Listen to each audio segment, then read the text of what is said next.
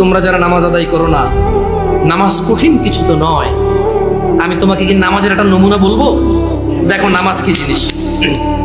আল্লাহু আকবার বললে, তুমি সানা পড়লে, আউযু বিল্লাহ পড়লে, বিসমিল্লাহ পড়লে, আলহামদুলিল্লাহি রাব্বিল আলামিন মানে সূরা ফাতিহা পড়লে, সঙ্গে যে কোনো একটা সূরা হইলেই হলো, সঙ্গে যে কোনো সূরার বড় একটা আয়াত হইলে হইলো, অথবা ছোট ছোট 3টা আয়াত হলে চলবে। আমি কি তোমাকে ছোট 3টা আয়াত পড়ে শোনাবো?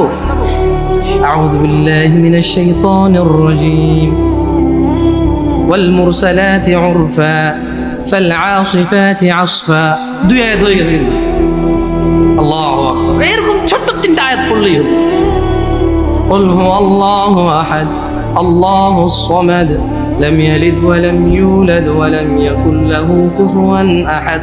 তো জামশেদ ভাই, নামাজ সহজ কিভাবে? আমি তো শুধু আলহামদুলিল্লাহ সূরা পারি আর কুল হুল্লাহ পারি, আর কিছু এখন পারি না।